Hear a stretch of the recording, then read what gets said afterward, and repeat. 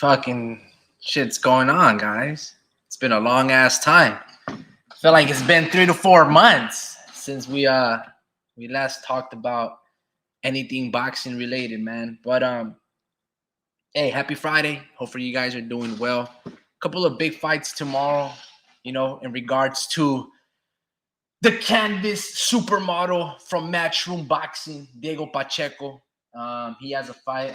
I think his toughest opponent against Maciel Zulecki. A pretty good fighter. I remember watching Zulecki when he fought Danny Jacobs. Thought he did a great job. I don't know, man. I think Diego might lose.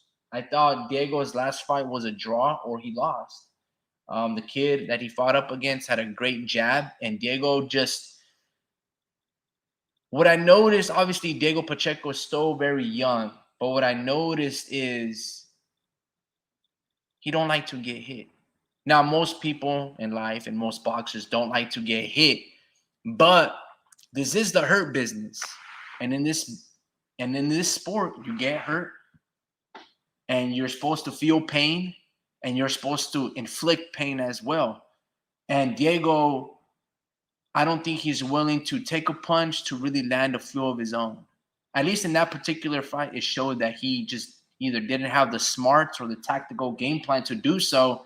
And I thought he lost a couple of the early rounds easily. That for those that don't remember, that was the night that David Benavides was drunk, slurred when the cameras and he was being interviewed and he was embarrassed and he apologized to the fans saying, "Oh, it will never happen again." Like, bro, you're a human being. Get drunk and support your fellow stablemate. Like, you can do that. Damn shame on the Zone promotional company for putting you on the spotlight, knowing that you've been drinking and your eyes are halfway closed and you're probably crossfaded and shit. But anyway, man, Dimitri Bivol aged out Arturo Beterbiev. That's just a fact. I don't care how you guys want to slice it and dice it. That's the truth of the matter, okay? And if Bivol doesn't knock out Beterbiev, then Bivol really ain't shit, okay?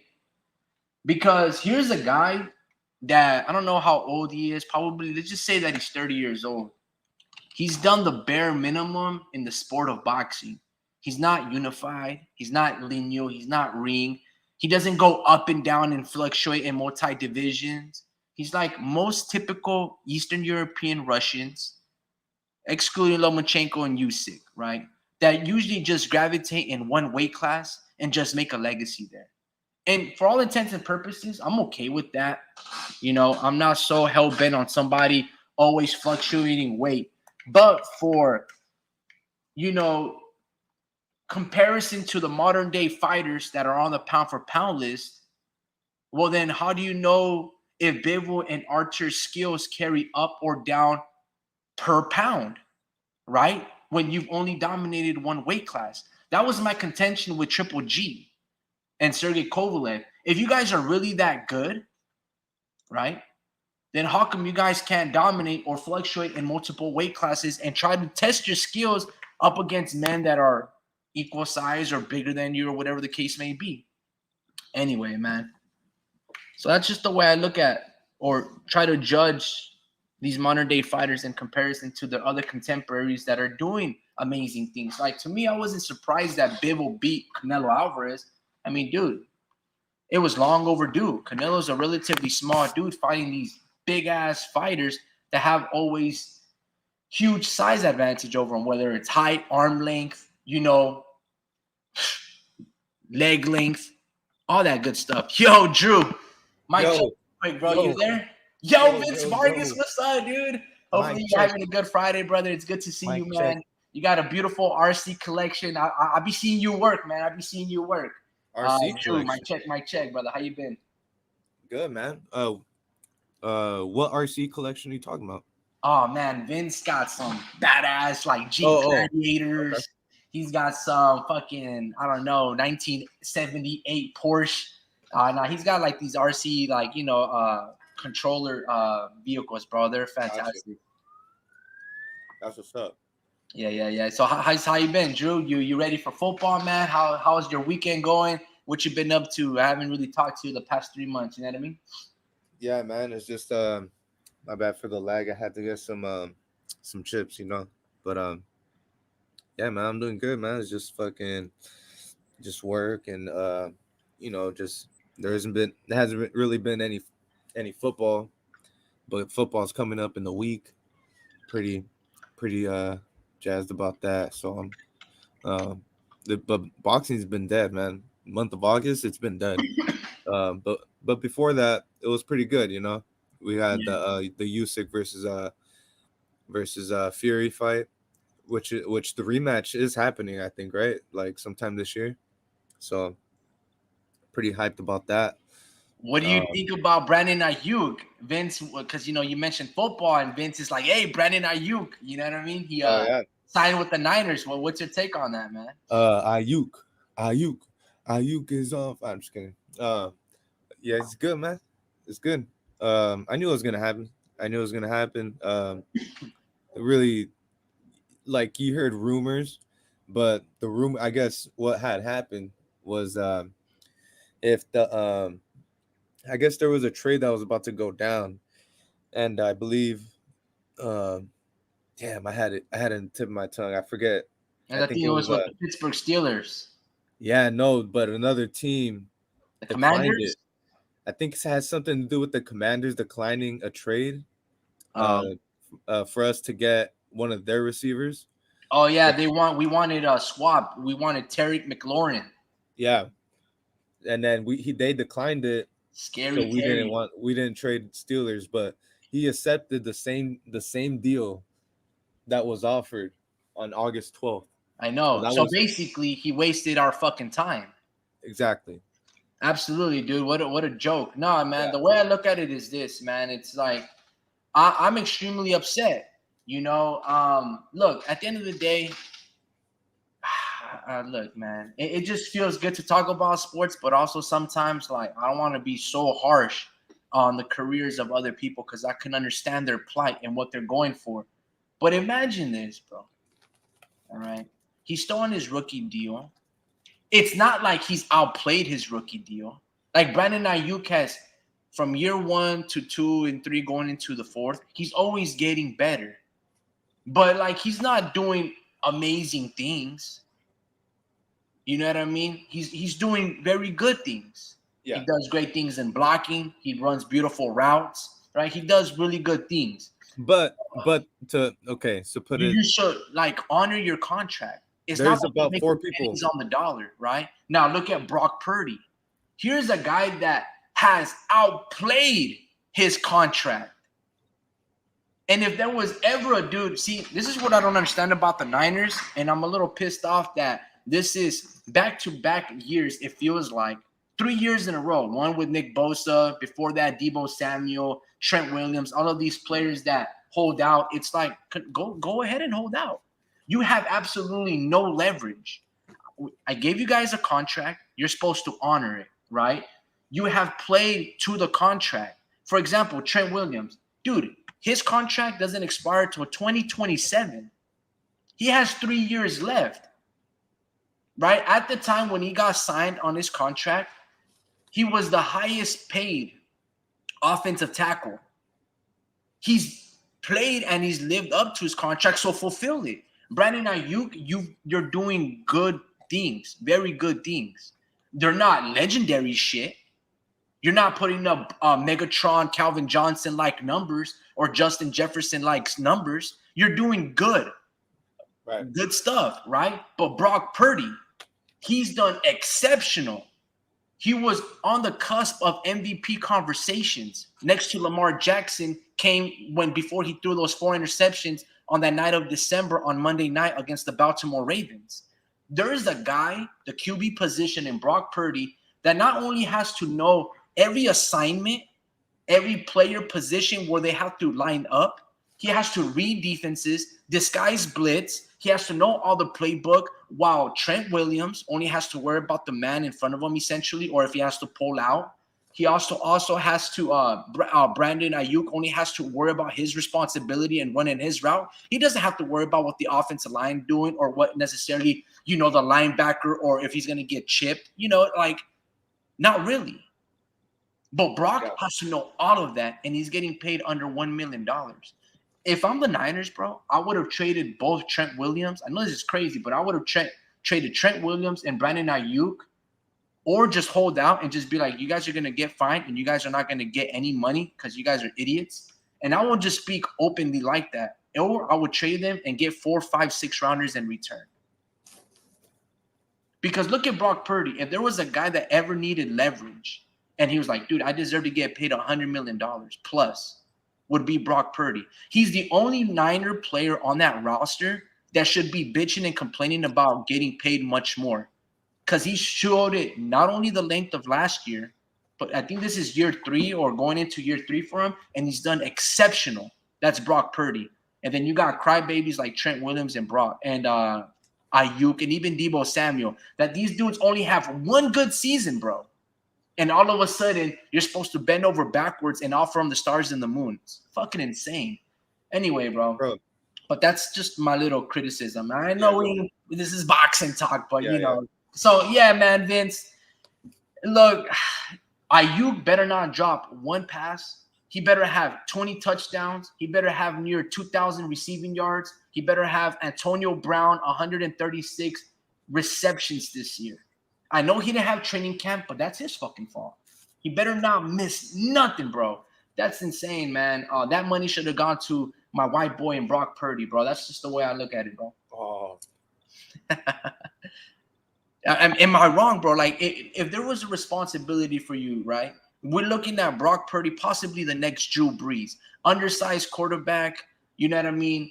Already gone to the Super Bowl, NFC Championship back-to-back. We probably go to the Super Bowl back-to-back seasons if Chris Reddick, I think that's his name, from the Eagles, doesn't injure him off the blind side. You know what I mean? We probably go to back-to-back Super Bowls under Brock Purdy's, like Hassan Reddick.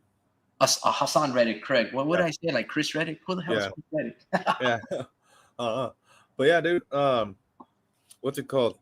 I don't know what we're gonna do. I'm a little worried about the whole Trent situation, but I just feel like it's gonna figure itself out.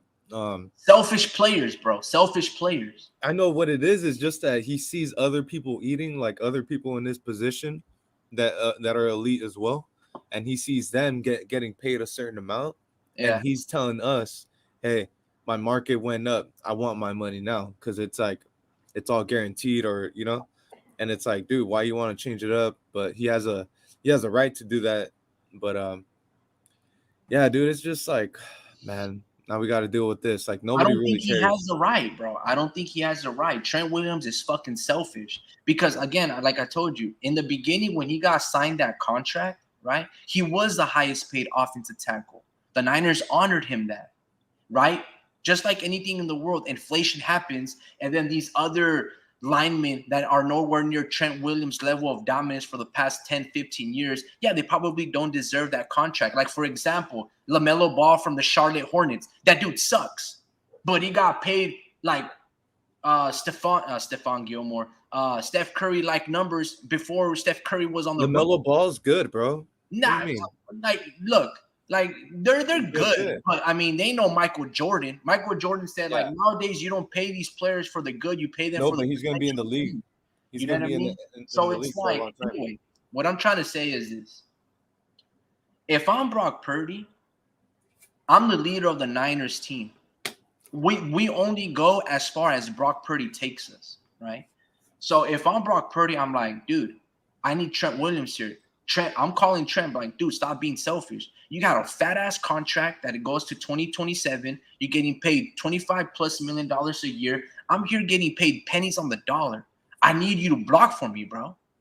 I know you want to hold out and you're 36, 37. I'm sure you want one big ass, cash out. But dude, think about me, bro. I need my best offensive player right here blocking for me.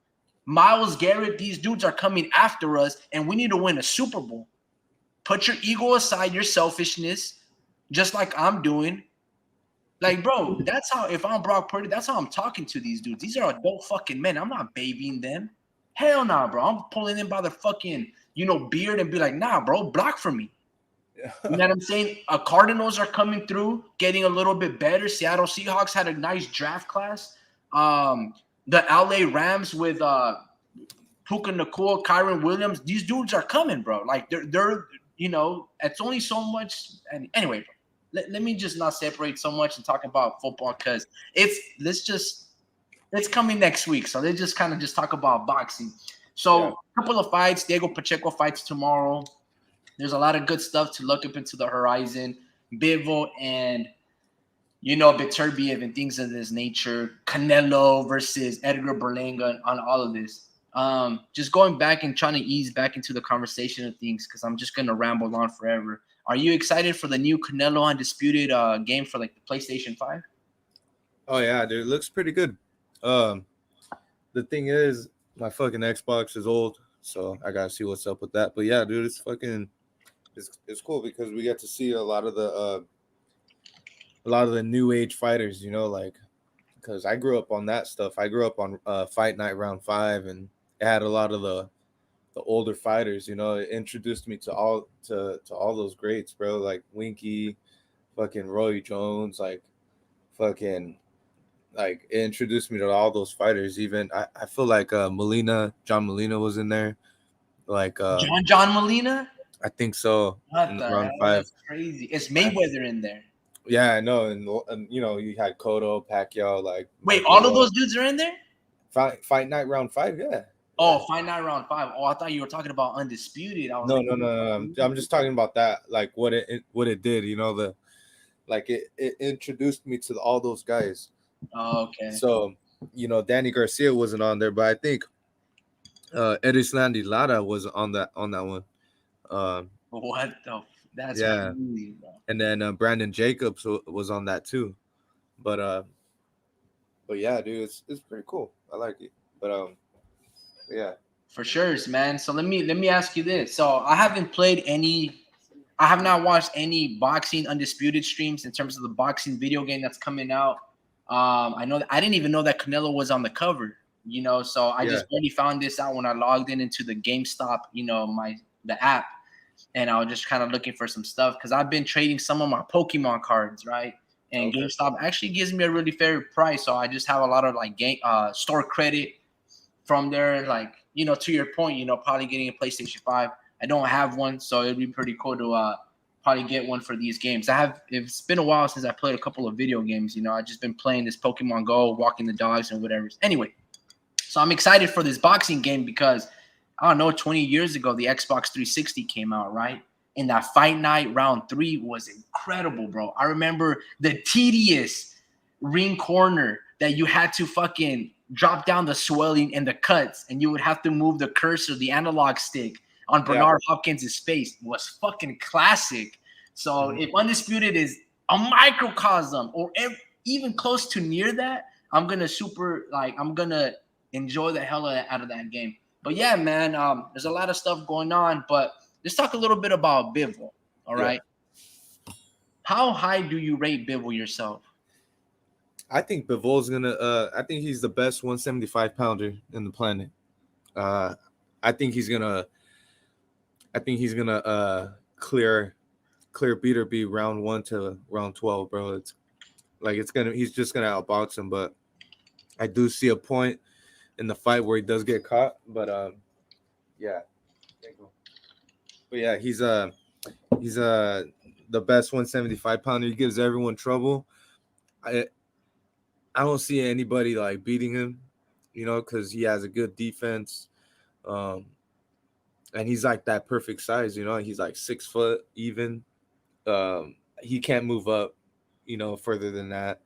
So he's kind of limited as far as like, um, trying to be like a pound for pound fighter. Like I don't see it happening with his size, his stature. You need a little more than that. But yeah, dude, I don't know. Let me ask you That's how this. that, but Better Be is like right there, and this is why I like this fight because nobody beats number 1 and number 2, and they're number 1 and number 2 right there, So I want to see a rematch if it's good enough, you know.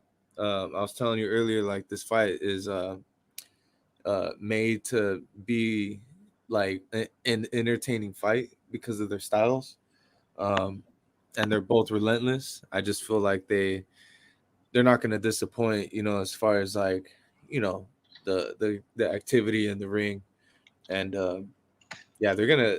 I don't see it going to like. I see it going the distance, but Yeah. I don't know. Let me We'll see, ask you man. this. It's gonna give us a good fight. Do you think? All right. So Triple G, I'm comparing. He's gonna be, today's punching bag, for example. Triple G, there's this propaganda with Triple G. I mean, it's not propaganda because it did happen, but they're selling us a fighter. They're selling us this amazing fighter who had a 27 knockout winning streak. Defended his belt so many times at the middleweight division, was close or broke Bernard Hopkins or tied his record when he had a draw against Canelo. They were selling us this thing with Triple G, but Triple G hadn't really beaten or fought anybody, right? He got a popular fight when Kell Brook, a welterweight, moved up to fight him, and then he broke his orbital bone and things of that nature.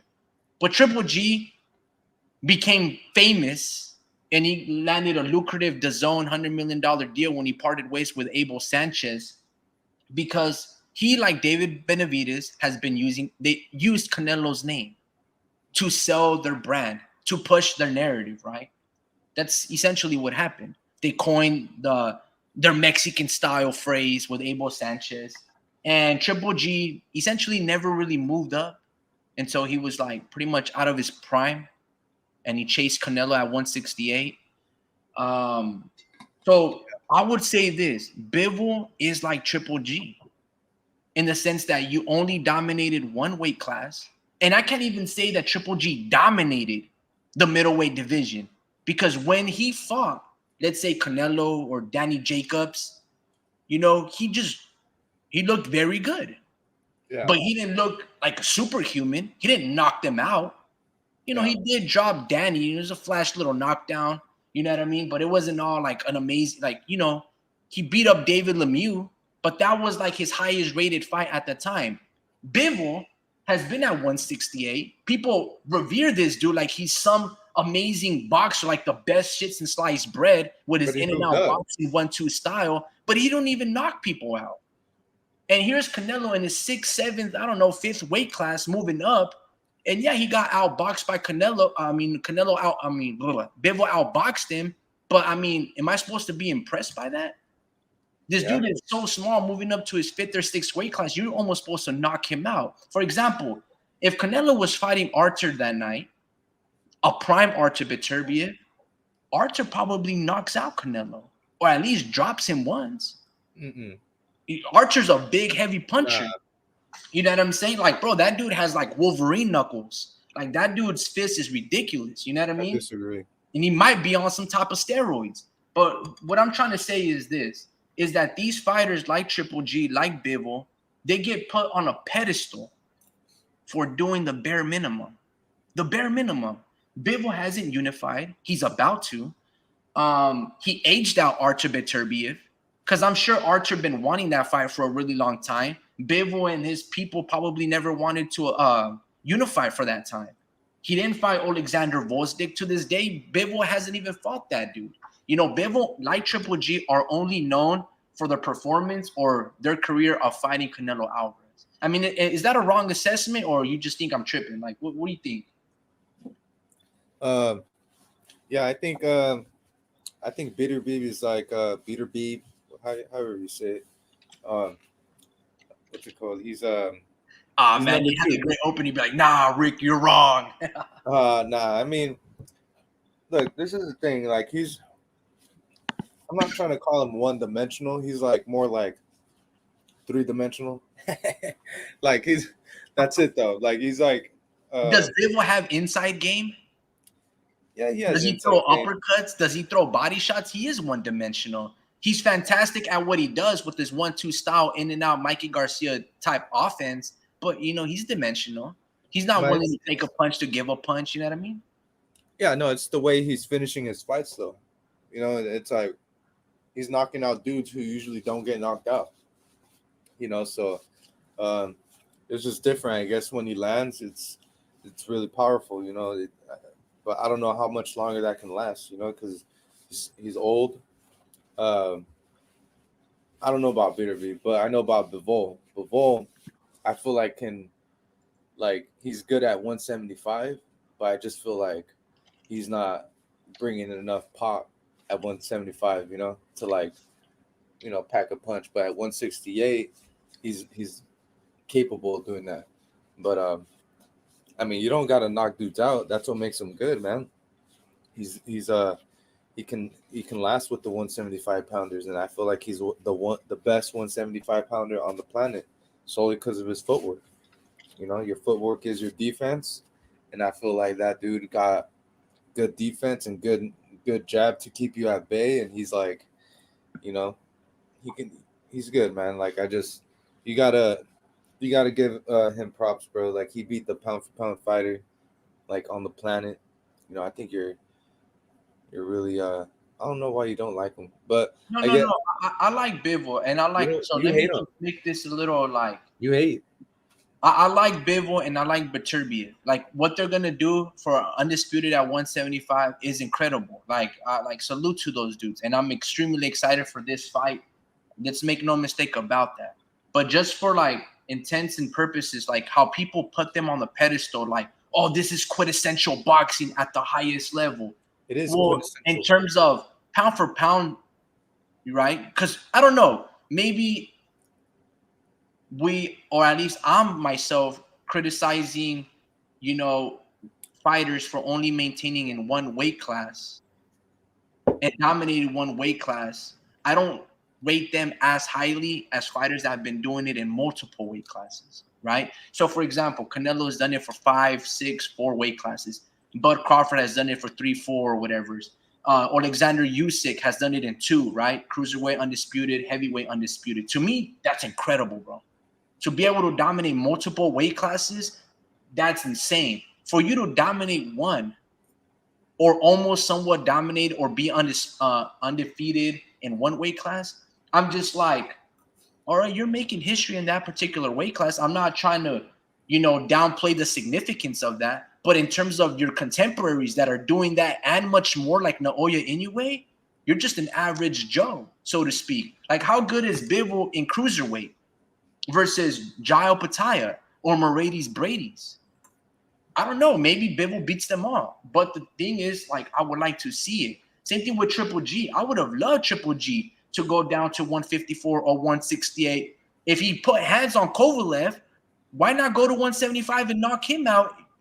Andre Ward. Like, how come you didn't fight Andre Ward? So there's a lot of missed opportunities, amazing fights that I feel like could have happened for Bivol and Beterbiev. Well, at least Beterbiev, he had a lot of really good fights. He fought Yeah. like Marcus Brown when Marcus Brown was undefeated. He suffered that nasty ass 6-inch cut. Who? Marcus Brown versus Artur Beterbiev. There was a Oh, that's nasty right. head clash. He also beat undefeated Unified coming off the Adonis Stevenson performance, Alexander Volstik. Like Beterbiev been fighting those dudes, and here's Bivol not doing that. You know what I'm saying? Like he's barely coming around to doing that, but Beterbiev is close to 40 years old, coming off a knee injury. If Bivol doesn't knock out Beterbiev, I'm just kind of like, well, I mean, you're supposed to be able to outbox him, just kind of like Jesse Bam Bam Rodriguez was able to beat and knock out Gallo Estrada, who's older, coming off an injury, coming off a layoff. You know what I'm saying? Yeah, dude. I'm looking at his box rec right now. So his last opponent, he actually did knock him out in the 6th round, and he was 22-0. He didn't have like too much of a high knockout ratio, but my bad, dude. I ate some like chilaquiles, and man, Salsa chile. verde or the orange sauce, bro, the God pato damn, sauce. God damn, that was hot, but it was No good. cheese or a lot of cheese or what's up, man? You didn't put no I lechuga tried. on your cheese, sour cream? Shut up. But yeah, nah. Anyways, um, let me see. I'm looking at his. Oh shoot, how the hell did I get to Christian McBilly? Um, Christian and Billy, yeah, dude. That's gonna be an interesting but fight. yeah, no, he actually got the knockout on his last fight, but he fought some dude at 175, and you just went the distance with him. And Yeah. I don't know, it's just his defense, bro. Like he's a really hard dude to beat. Um, especially if you want to trade with him and you're the heavier puncher like Canelo. Like it's rare for you to actually like for Bivol to actually like shell up like that and take those hits. Yeah. Um, that says a lot, man. That says you can take some special power, you know. And Yeah, what Bivol this fight does strong. though, what this fight does though, it actually it sets the barometer, right? It sets the barometer, and better be if he's capable of. Why are you laughing? You can't, you don't see the comments? Oh shit! Nah, I'm on his box rec right now. Oh, and Pacheco goes, I heard that Drew puts ketchup on his tacos. Crazy times, man. Damn, that's funny. Yo, Yeah, hell honestly, like nothing's funny to me right now because I'm like really like, god yeah. damn, Salió el that shit was moquillo, hot. huh? El moquillo. Yeah. Anyways, Lyndon Arthur, he fought Lyndon Arthur at 175, and Yeah. then after that, he fought Malik Zanad at 175 as well. But now he's been at 175. God damn, for a minute. His whole career's at 175, bro. Why'd you say 168? No, no, I'm saying I would have liked these guys to fluctuate in weight. Because that's Oh, what true greatness means. See, true greatness, for all intents and purposes, right, is, and it's like the same thing with the definition, or there's this nice quote about being brave. Is brave is not going into a situation knowing that you're going to win. Being brave is going into a situation knowing that you're going to lose and you still go through with it, right? hmm. So if Triple G, he didn't take any risks in his career. Him calling out Sergio Maravilla, him calling out Cotto, chasing Canelo, you're supposed to. These dudes are smaller than you, right? They're older than you.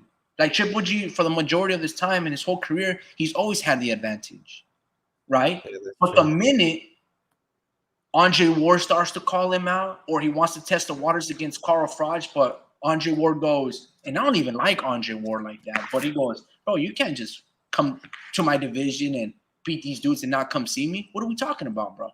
You know what I mean? At least Andre Ward tried to do it against Sergey Kovalev, though I thought Sergey Kovalev, they fucked him over in those particular fights. But be that Didn't you as go it to may, Andre? at Didn't you least go to Andre Andre? Ward tried to go up there and dethrone the unified, undefeated fighter, the Crusher, right? And he did that. So I can give him props because after I saw that first performance, that first fight, I was like, yeah, you guys robbed the Crusher Kovalev, but it was still a pretty decent little boxing fight. Didn't you go to an Andre Ward fight? Yeah, we went to the Andre Ward fight. I think he fought the Colombian something brand. And Yeah. well, I think we had tickets to go, but I think something happened with your line of work. So I think I ended up taking Warp Speed, Mhm. something amongst those lines, right? Yeah, I think so. I forget. Yeah, I think you might have had to like to attend a family event in a family event. But yeah, no, man, like I said, I like Andre Ward, but again, going back to that greatness and brave, right? And that's why a lot of people put so much respect on Manny Pacquiao, is he always continued to fight these larger men than him, bro. Cotto was bigger than him, right? Even Oscar De La Hoya, though they probably weight drained Oscar, but Pacquiao fought like 106 pounds, and he basically fought Antonio Margarito maybe at 152, right? So, or maybe 145. I don't know, but I know he's fought as high as 152 at one point, if I'm not mistaken, or that might have just been Floyd. But Pacquiao done amazing things, and he always continued to challenge himself, fighting these dudes like Jeff Horn. Like, bro, who the hell is Jeff Horn? Why are you fighting Jeff Horn in Australia? Like, what are you gaining for fighting Jeff Horn? He never played this, oh, I'm the A side, B side crap. He just fucking fought. And that's what a lot of these fighters nowadays don't want to do. They either age you out, they oversaturate their careers with filler fights, they over marinate these fucking fights to the point where we don't get 50-50. So again, forgive me for thinking like Bivol isn't all this great because Archer had to carry that 175 division. If it wasn't for Archer beating these dudes, knocking out Alexander Vosdik, that's by no easy feat, as you saw that David Benavides could not do it. Mhm. Um, and here's Bivol, probably a guy who's going to reap all the benefits.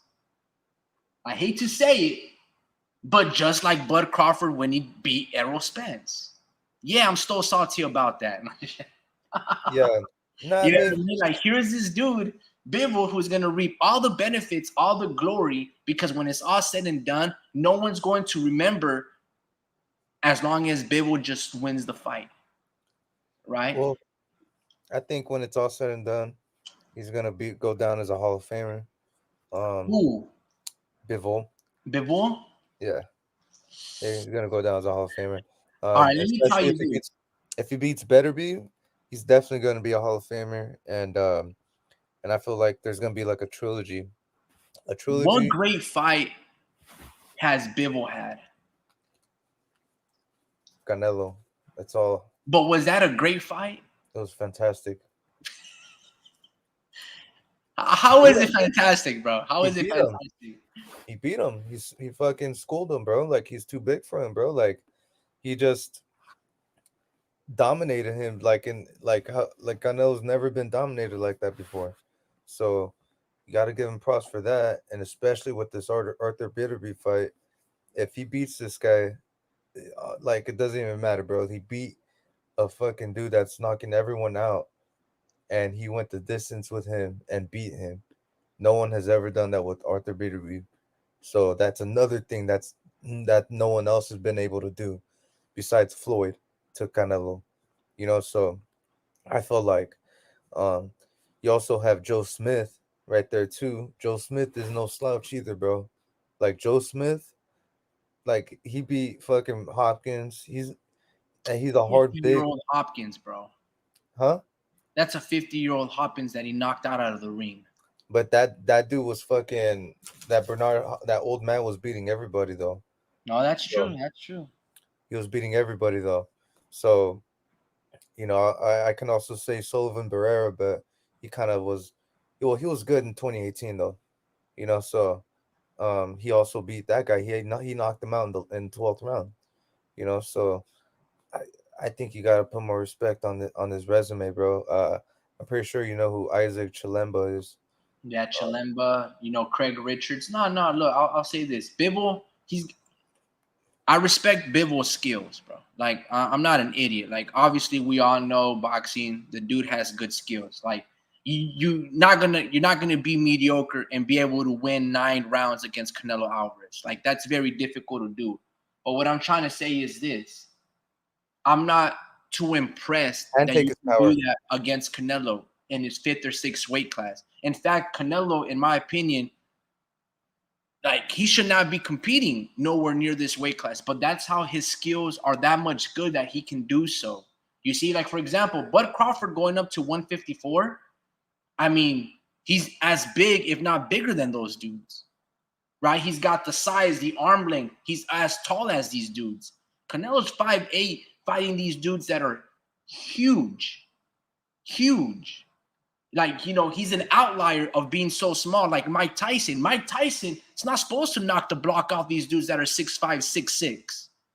You get me? So these guys are like, wow, they're once in a lifetime. They're little guys.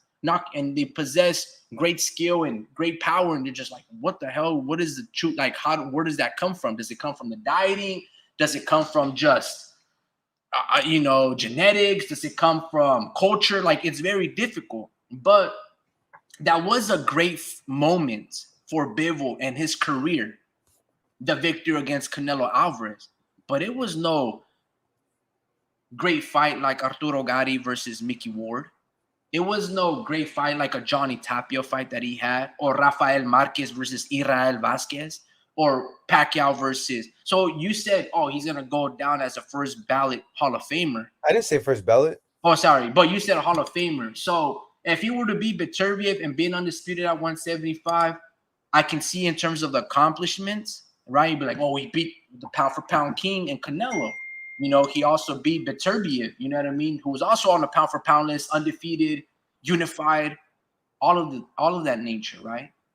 But I'm gonna say this: if you can compare him to his contemporaries, like Tank Davis, like Canelo Alvarez, Usyk, Lomachenko, Teofimo Lopez, that have done it in multiple weight classes and continue to do so, then Bivol doesn't really stand out against his modern day fighters, right? See, a lot of people, and this is, so I want to segue into this argument here, and I was talking with Speed about this argument.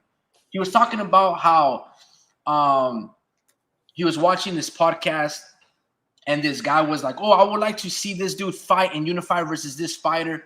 Right after having a great historical fight for that fighter's career, and he was like, "Oh, Boxing Beats and Rhymes started saying like, oh, he wanted this dude to unify already," and War Speed was basically saying, "It's like, dude, I'm fed up with unification and undisputed fights." He was like, what happened to just fucking voluntaries and mandatories and just seeing good fights? All of a sudden, everybody needs to fight one another. Unification, this. And he's like, dude, I'm fed up with this. And I thought it was a very interesting point in the sense that a lot of great fights usually aren't the unification fights or the undisputed fights. A lot of the great fights that we remember are the ones where a fighter like an Andy Ruiz shocks and puts up a great valiant effort against Anthony Joshua, and it catches you off guard.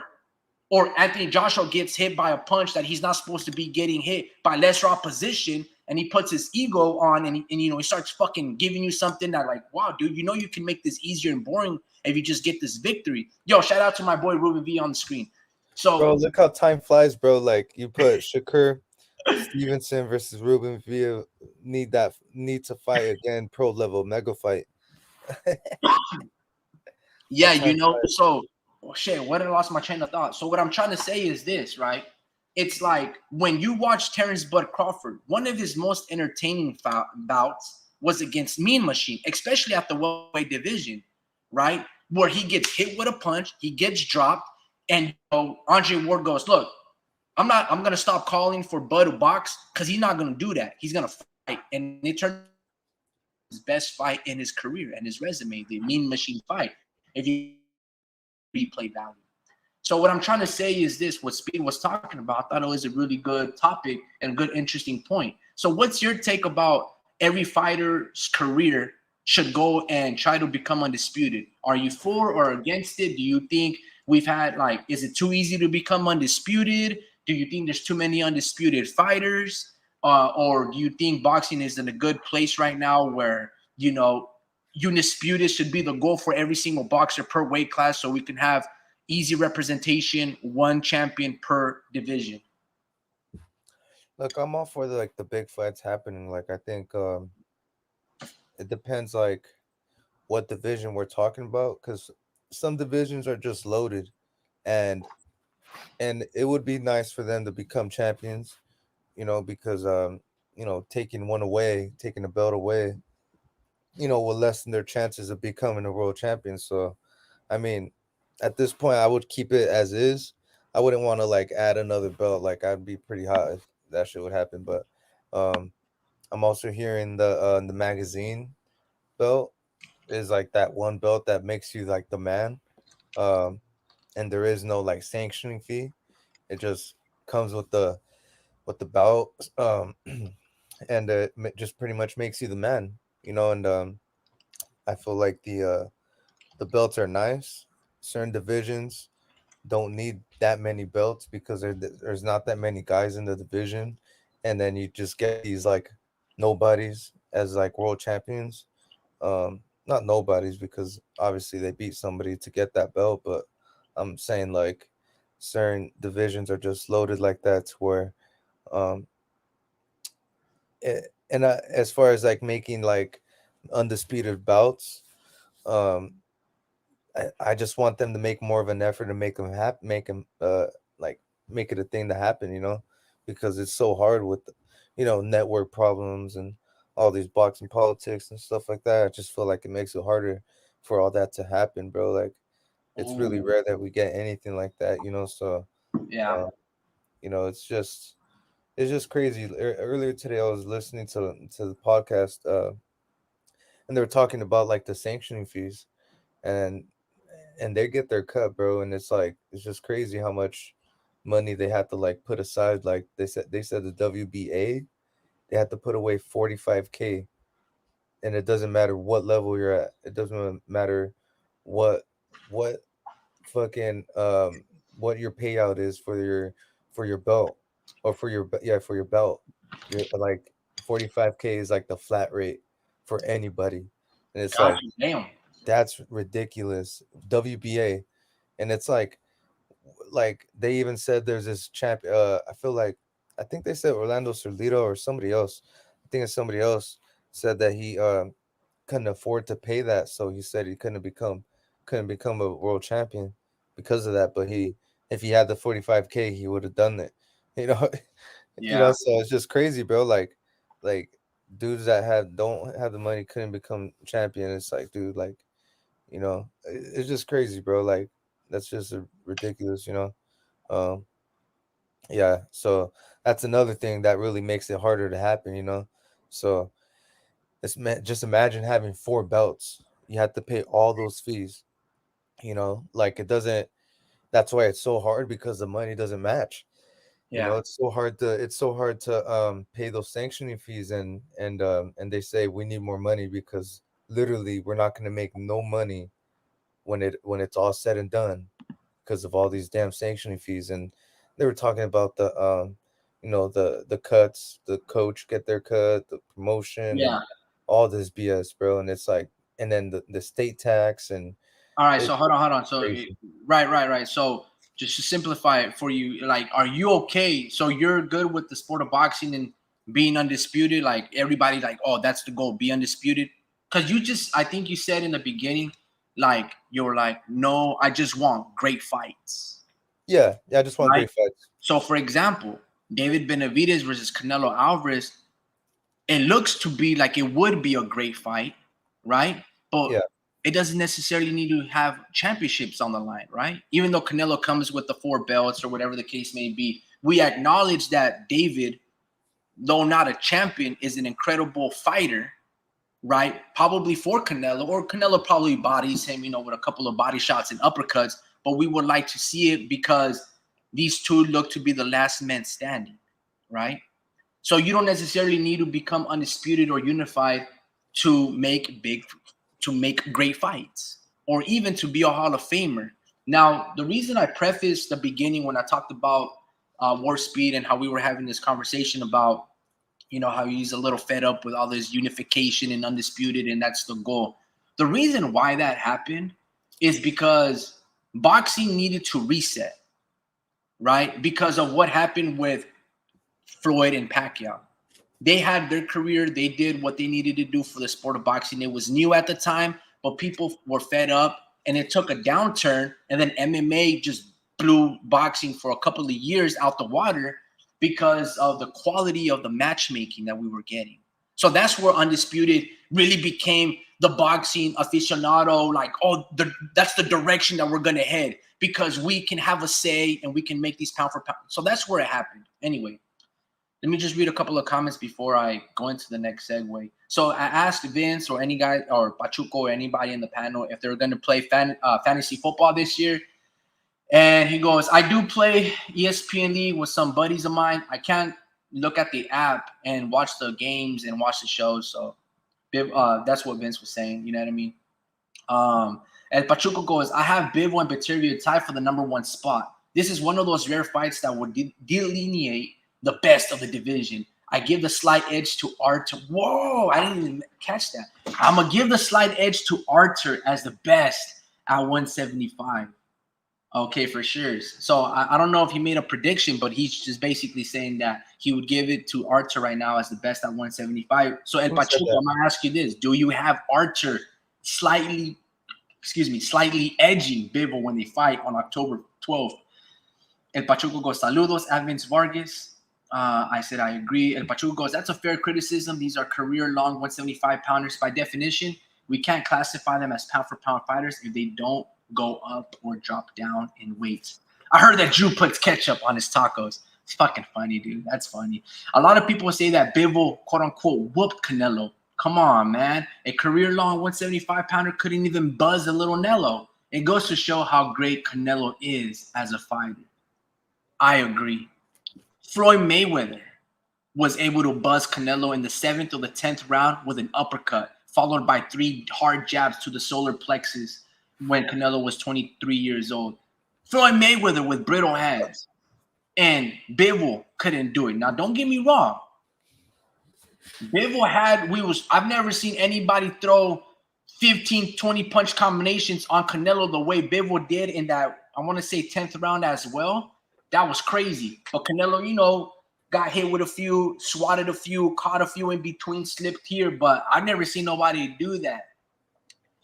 And Pachuco goes, I respectfully disagree. Bivol is not a Hall of Famer. I'm agree, man. I agree. A couple more. And Pachuco goes, undisputed matters if the quality of opposition is tough. Now we're getting into the totality of circumstances, and I'm gonna agree with that statement, El Pachuco. Let me ask you this, Drew. And this is my only one criticism of Naoya anyway, right? Is he's undisputed, I think, in 2 or 3 weight classes. I'm gonna say 2, right? I think he did it before Bud Crawford or just at the same time as Bud Crawford, right? Naoya anyway. But the first weight class that he became undisputed, I'm gonna say was at 122, right?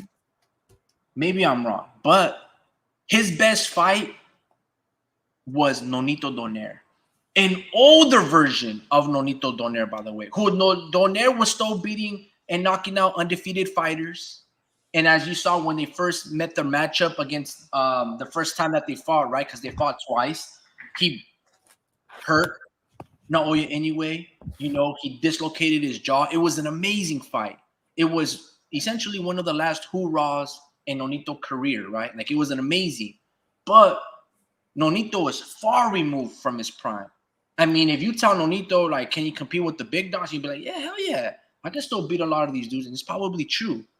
Is that a testament of how mediocre the opposition has been in those relatively smaller weight classes, or not, right?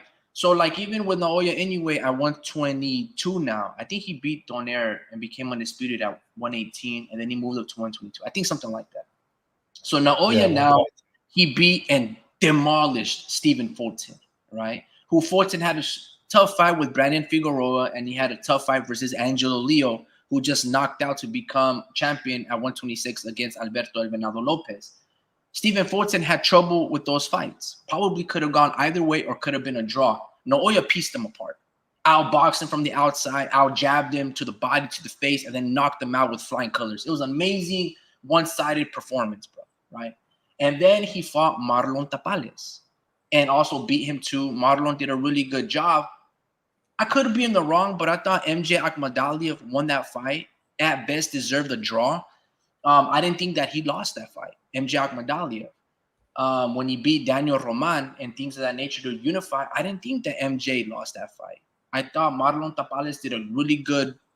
He gave a great outing of himself, was banging in the pocket. MJ got hit more. But be that as it may, Naoya ends up beating that dude, and he becomes easily in like 2 or 3 fights undisputed at 122. And then now on Tuesday, he's fighting TJD. I don't know how to pronounce his last name. Dorney or something like that. Anyway, so to El Pachuco's point, undisputed matters if the quality of opposition have quality intel fighters. At 122, where's Marlon Tapales now? Where is Stephen Fulton? Stephen Fulton hasn't fought in quite a while, and I believe he's going to be fighting on Canelo Alvarez's undercard. So this where guy, is Nonito Donaire right now? A lot of these fighters are either very inactive, and the guys that Naoya is beating, again, the quality of opposition isn't quite there yet. Nonito is far removed from being the fighter that he was when he was let alone fighting Nicholas Waters or Guillermo Rigondeaux, right? But here's Naoya anyway, getting all of this praise, though he's accomplished a lot, but like his level of opposition is not necessarily quality. And when there is quality of fighters to move up, he don't really want to do it. right? And in a way, has but that's the way I look at it. You know what I mean? yeah. Look, like honestly, I was high on him, and I still kind of am, but I had to pump the brakes, right? And if you show like a chink in your armor, that's when I'm like, okay, you're not really like you're that guy. It's just that you have a limit. You have a limit to this moving up in weight. You gotta like he was probably like thinking he was moving up in weight immediately after this fight, depending on how how well he does against Neri. Yeah, But the way he gets knocked down, it's like, dude, you got to be more careful than that, bro. Because at 120, 126, they're hitting a lot harder than that, and you'll see it like it's just a bigger difference. So I just feel like they seen something in this last fight, in this Neri fight, and they said we got to pump the brakes, right? And this guy TJ he's durable, man. I mean, this guy went the distance with Daniel Roman.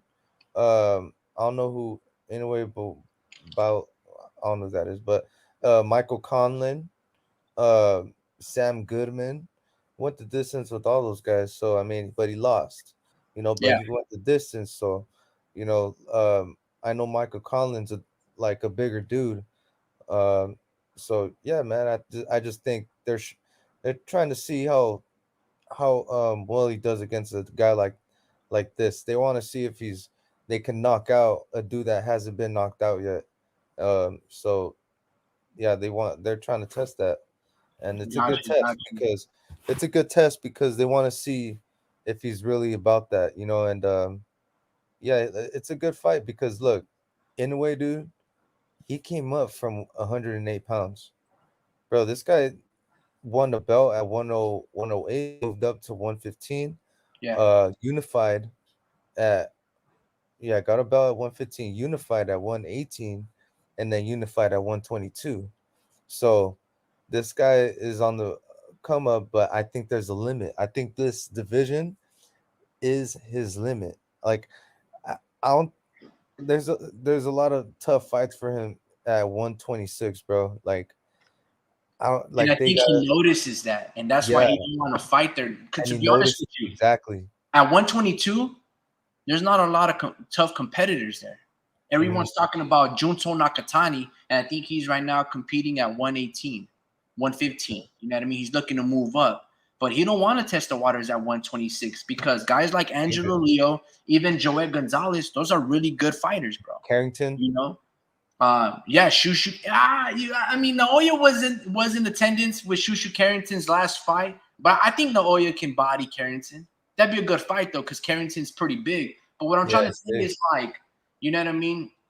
And again, I like all of these fighters, but like we're just talking here. We're just talking. We're just trying to get to locations. But let me read a couple of these comments from El Pachuco. For example, Canelo's undisputed run at 168 was impressive. He cleaned out the champions at 168 in 4 fights within 11 months.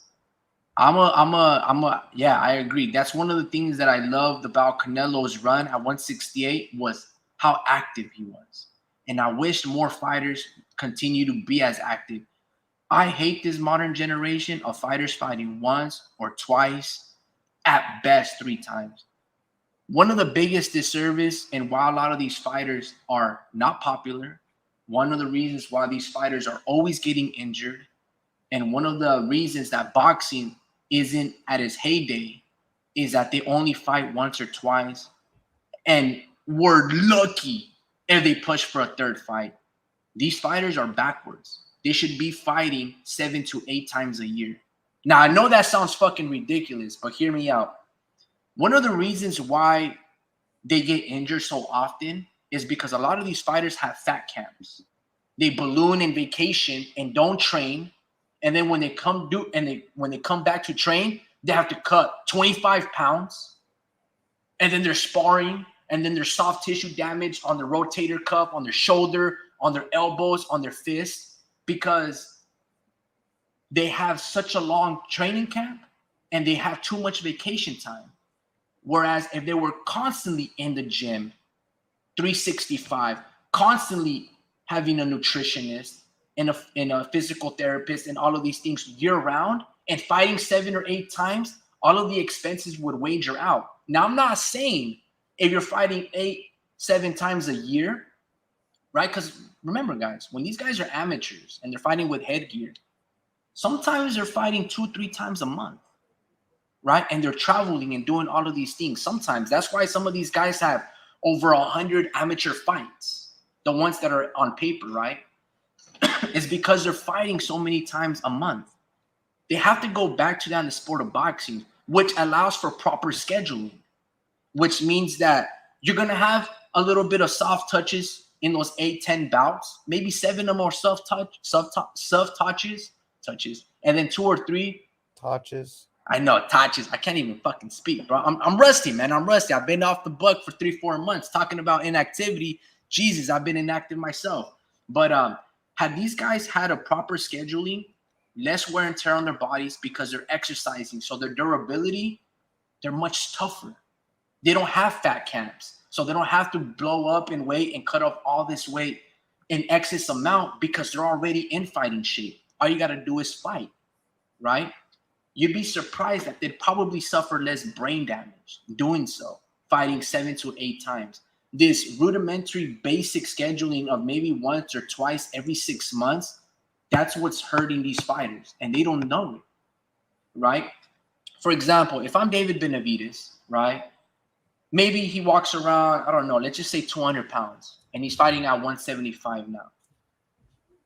Maybe he fights twice a year. Let's say instead of cutting 25 pounds, he would always be at 187, and he only has to cut 10 pounds to make 175, right? He could easily fight 6 times a year. 4 of them could be soft, easy knockouts, highlight knockouts. Boost up your, I don't know, social media numbers, and then have a Caleb Plant or a Christian and Billy in the way.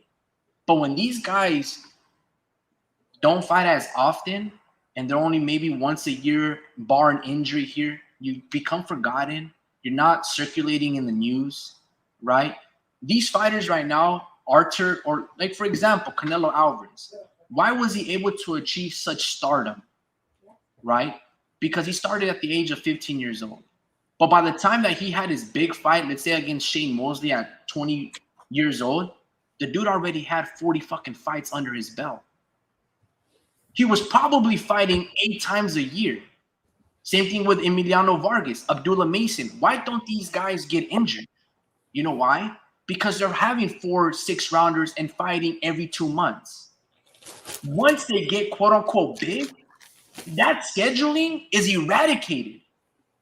Either maybe because the justification of the funds go up, that they demand so much money that it doesn't make sense on paper. We're below when they were just prospects. You can shoot them 10 grand and it's a lot for them. And they're like, oh, dude, if I get to 20 and I'm going to make my 1 million. But that hustle should not leave you.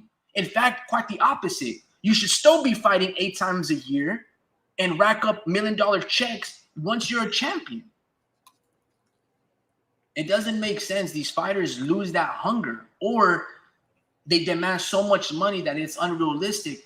If you're a champion, do like Julio Cesar Chavez Sr. did.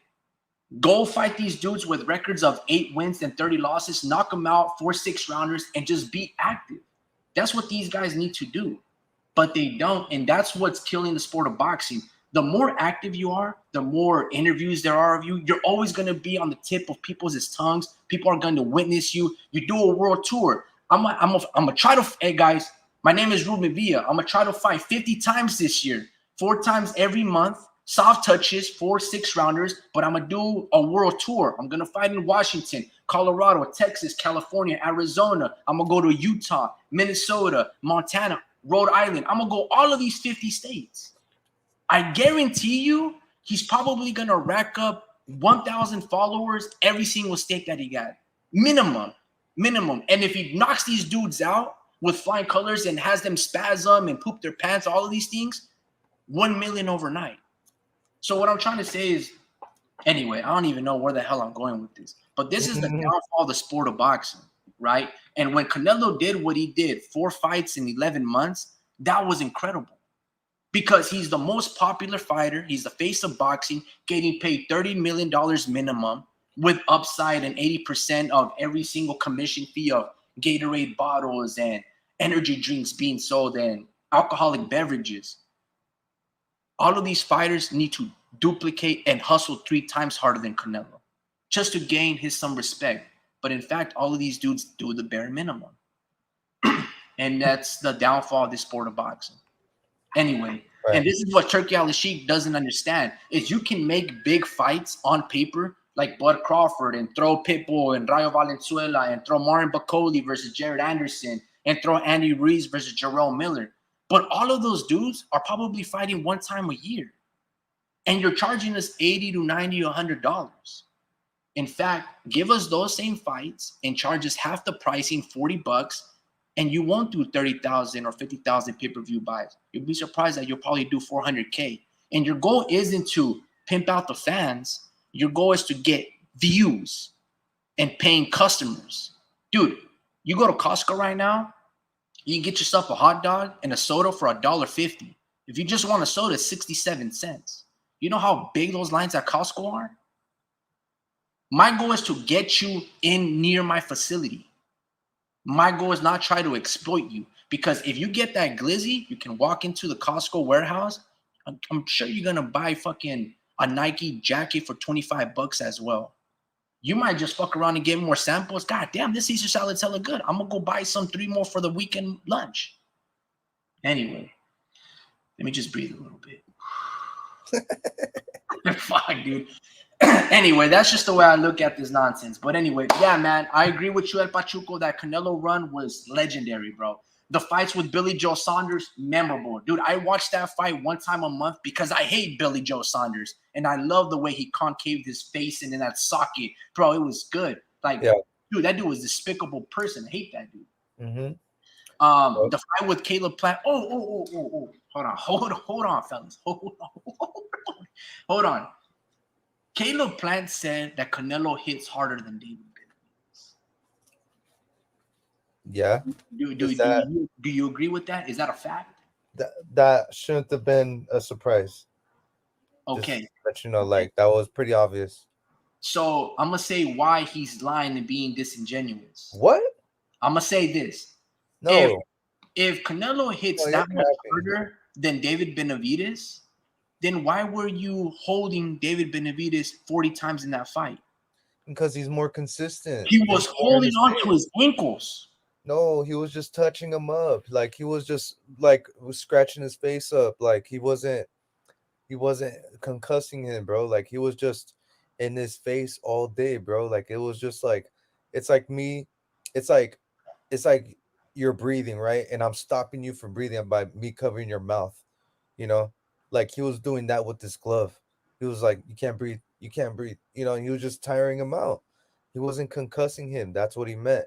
Obviously, Canelo can punch like way harder than Benavides, but if he's not letting you breathe and not letting you see what's in front of you, then it's really hard to continue to fight. You know, like, it's just it's not even pain, it's just confusion. It's like wrestling, like someone's out wrestling you, you know, but from the body up, you know, and they're just out muscling you, and there's nothing you can do, and you're just tired, and, you know, like, that's what it is. It's a different level of, it's a different type of domination, you know, like, yeah, I don't know. that's a very good argument. So you're going with Canelo has quality punches, and he's got singular punches that he hits like a truck. Yeah. And then there's quantity, David Benavides, death by a million blows. So let me ask you this. Would you rather get knocked out in one punch, hitter quitter, or would you rather sustain multiple concussions of the duration of the fight and have your face bloodied, bruised, you know, disfigured, bunch of hematomas? What would you rather have? What would you rather do? I don't know. I think I'd rather fake my knockout with Canelo.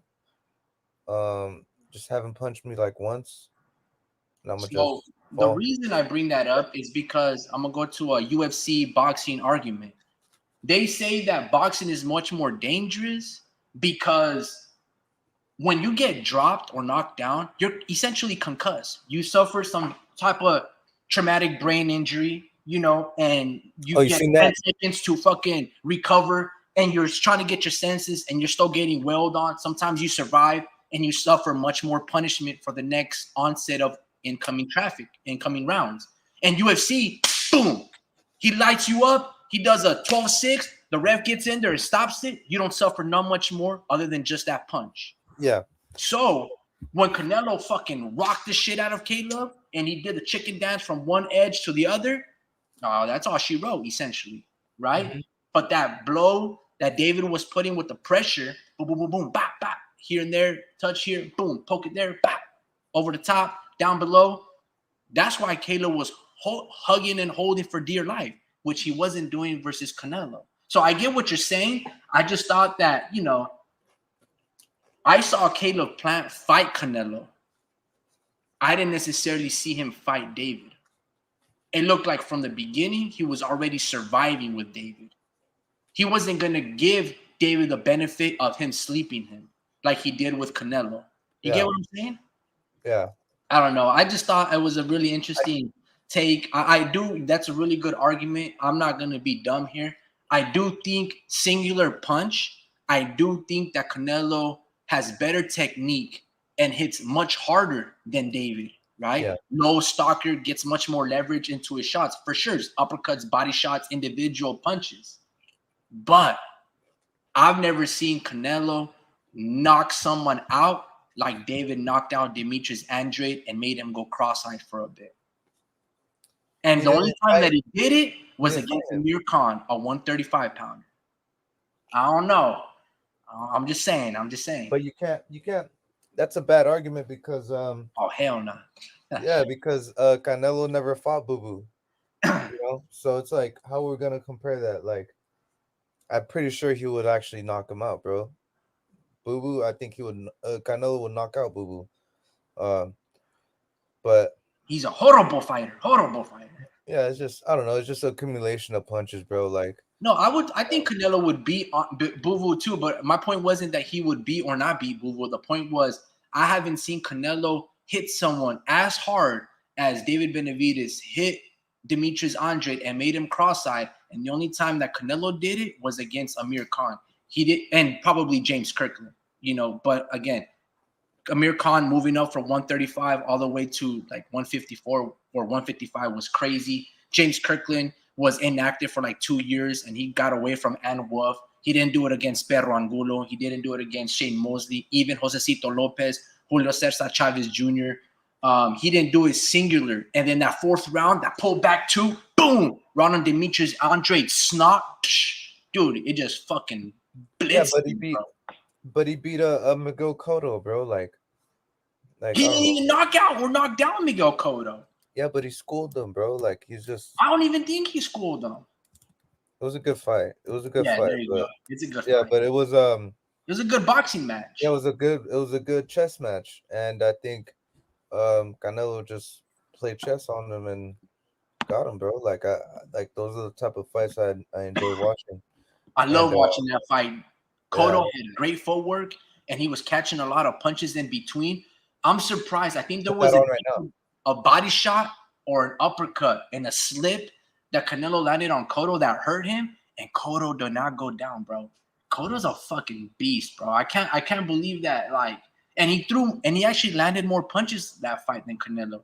All of them were all jabs, but Canelo did great defense too. He kept really disciplined. He had his right hand to his cheek because he made sure that Cotto was never going to land that left hook on him, and he never did. That was incredible, bro. Freddie Roach, dude, that's a badass fight. That's a Yeah, very fun fight to go watch. Like as a smaller man, Cotto fighting a beast, stocky fucking machine, little pit bull. And Canelo, dude, that was a good fight. And I think Canelo wanted to showcase his boxing skills because he was shuffling the Muhammad Ali shuffle with his footwork, and he was having fun that night. And it turned out to be a really good boxing night. Yeah, that's one thing that I like about Canelo, bro, is that when you watch him fight, even the performance that he had against Jaime Munguia, te da mucho orgullo ser mexicano, bro. You know what I mean? Like yeah, you're like, this dude, yeah, for like a lot of the shit that I like to criticize him. Remember, a lot of this criticism comes from I'm a big fucking passionate fan. So I just expect amazing, great things from these fighters because I know what they can do. And I know they're not gonna be perfect, but I'm just like, oh, dude, you could be if you just did these couple of things. But it be as it may, you know what I mean. Regardless, when you see Canelo fight, he does the country like you have pride and honor, bro. Like knowing that, yeah, dude, this dude can bang up with these big boys. He's got great chin, never makes excuses, trains his ass off, tries to fight as active, tries to please fans with knockouts or just, really good fights with his fellow countrymen. And it's respectable, bro, like for sure. Um, when he does fight, you know. Yeah, because I say you're talking about Canelo, right? I'm just talking about life, bro. Oh yeah, yeah. Well, look, Canelo. Look, Yeah, we're I talking about Canelo, bro. usually like dudes like Canelo, like their cap is at 154. I feel like 154. After that, it's like okay, you're moving up to like the 6 footers officially, because there's still some 6 footers and 6 foot fighters in 154 division. Is just 160. You'll find them more, Yeah, more common, and I just feel like he's above his, like as far as greatness, like he went above and beyond with, not above and beyond, but he should have fought Triple G, and he did. Even though I feel like he lost the first fight, the second fight, he, he got his lick back. yeah, Um, but it's just, him moving up to 168, and then he actually moved back down for Daniel Jacobs at 160.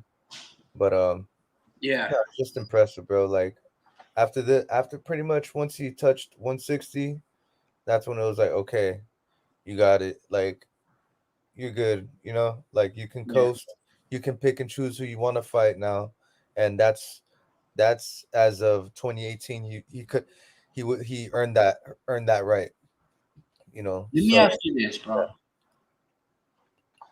I think El Pachuco, I might have read this comment, but he says, my synopsis for the Bivol versus Beterbiev match is this. Bivol will win the first 4 or 5 rounds relatively easy.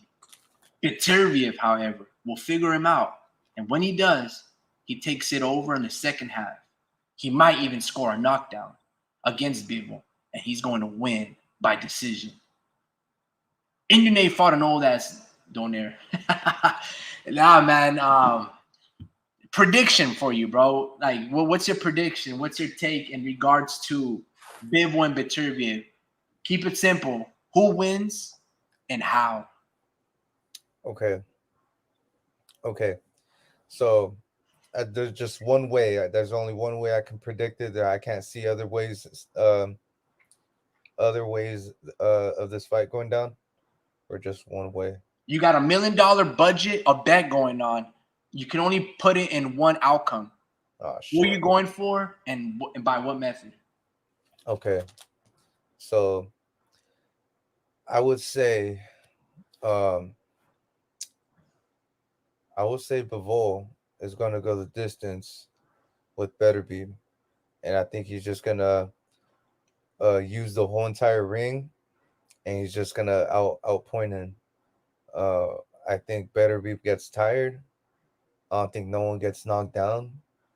I think there's gonna be a point of time when Beterbiev feels like he hurt Bivol, and Bivol's gonna put up that tank of a shell that he got, and it's gonna be take no effect. And after that, he's gonna be like, "Fuck! I need to switch my game plan up now because I'm not trying to. I am now trying to preserve my energy to outpoint this guy." But Bivol's fucking uh ways of outpointing you, he's gonna win the first 3 rounds.